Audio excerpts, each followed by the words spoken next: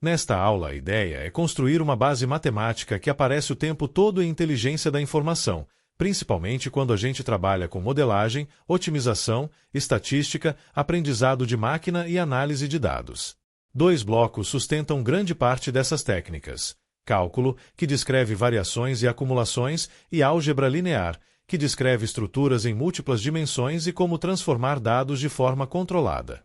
Quando falamos de funções, estamos falando de uma regra que associa cada entrada a uma saída. Em dados, isso é natural. Uma entrada pode ser um conjunto de características de uma pessoa, de um evento ou de um registro, e a saída pode ser uma previsão, um score, uma categoria ou um valor contínuo. Funções podem ser representadas por expressões, tabelas, gráficos ou até por um algoritmo. O ponto principal é entender domínio, imagem e comportamento, como crescimento, decrescimento, continuidade e sensibilidade a mudanças na entrada. O conceito de limite entra para formalizar o que acontece quando a entrada se aproxima de um valor. Em análise de dados e modelagem, limites ajudam a entender estabilidade e comportamento assintótico, como uma função se comporta perto de um ponto crítico ou quando uma variável cresce muito. Intuitivamente, você observa a saída enquanto a entrada chega cada vez mais perto de um valor, sem precisar necessariamente encostar nele. Isso permite tratar situações em que a função não está definida em um ponto específico, mas ainda assim tem um comportamento bem determinado ao redor. A derivada é a ferramenta que mede taxa de variação instantânea. Se você imagina uma função como uma curva, a derivada em um ponto dá a inclinação da reta tangente naquele ponto, indicando se a função está subindo, descendo e o quão rápido isso está acontecendo. Em inteligência da informação, esse conceito é central porque muitos métodos de treinamento de modelos procuram minimizar uma função de erro, e para isso precisam saber em que direção o erro diminui mais rápido. A derivada vira um guia. Quando ela é positiva, o valor da função tende a aumentar se você aumenta a entrada.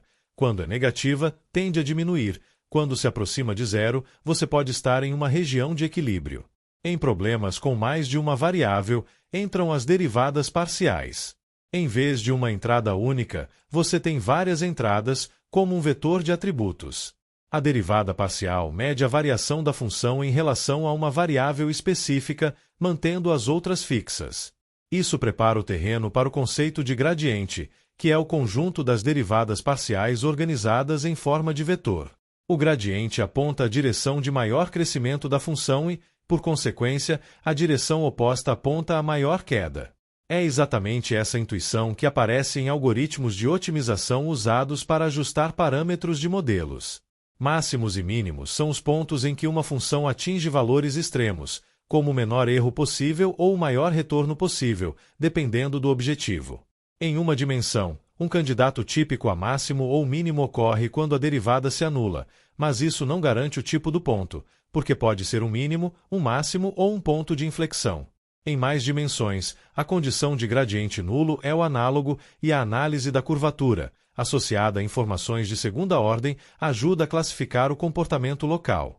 Em aplicações práticas, nem sempre a gente encontra o mínimo global, e sim um mínimo local suficiente, especialmente em problemas complexos, mas entender o que significa um ponto ótimo e como ele se caracteriza é essencial. As integrais entram como a operação inversa da derivação e como a ideia de acumulação.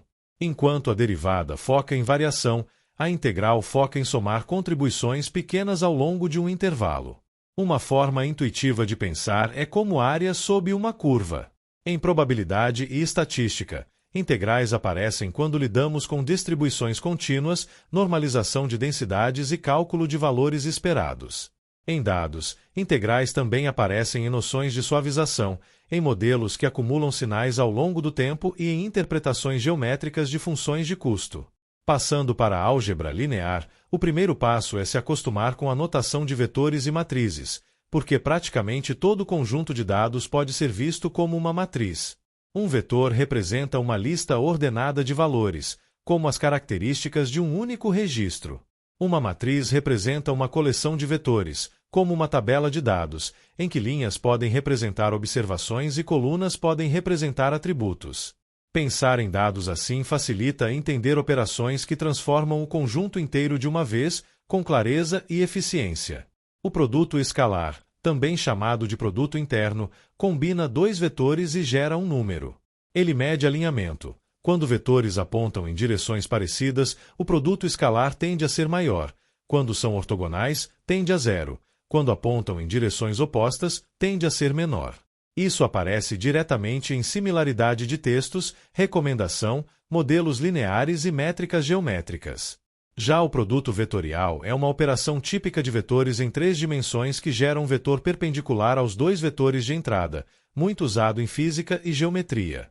Em ciência de dados, ele é menos frequente do que o produto escalar, mas ainda é importante como conceito de orientação e perpendicularidade em espaço tridimensional. Algumas matrizes têm papéis especiais. A matriz identidade é a que não altera um vetor quando aplicada, funcionando como um elemento neutro na multiplicação. A matriz transposta troca linhas por colunas, e isso é muito comum quando você precisa ajustar dimensões para operações, construir matrizes de covariância ou expressar modelos de forma compacta. A matriz inversa, quando existe, desfaz o efeito de uma transformação linear, permitindo resolver sistemas lineares e reverter certas operações. Na prática, é importante lembrar que nem toda matriz é inversível. Isso depende de propriedades como posto e dependência linear entre colunas. Transformações lineares são funções que podem ser representadas por multiplicação por matriz. Elas incluem rotações, escalas, projeções e combinações dessas ideias. Em inteligência da informação, é comum aplicar transformações lineares para reduzir dimensionalidade, padronizar dados, projetar em subespaços e construir representações melhores para modelos. O valor disso é que transformações lineares têm propriedades matemáticas bem compreendidas e podem ser analisadas de forma elegante. Normas são formas de medir o tamanho de um vetor ou a magnitude de um erro. A norma L1, em termos intuitivos, soma os valores absolutos das componentes e tende a incentivar soluções mais esparsas, o que aparece em regularização e seleção de variáveis. A norma L2 é a distância euclidiana, associada ao comprimento usual no espaço, e aparece em mínimos quadrados, regularização clássica e métricas geométricas. Entender a diferença entre essas normas ajuda a interpretar por que certos modelos espalham pesos e outros concentram pesos em poucas variáveis. Autovalores e autovetores aparecem quando uma transformação linear age de forma especial em certas direções. Um autovetor é uma direção que, ao ser transformada pela matriz, não muda de direção, apenas é escalada. O autovalor é o fator de escala associado.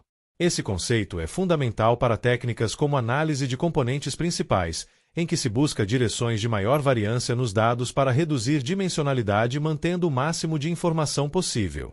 Também aparece em estabilidade de sistemas, decomposições matriciais e compressão de representação.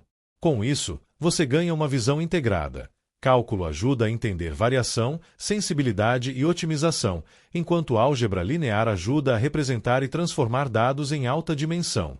Em inteligência da informação, esses dois blocos se encontram o tempo todo, por exemplo, quando você usa gradientes para ajustar parâmetros que são vetores, minimizando uma função de custo definida sobre matrizes de dados.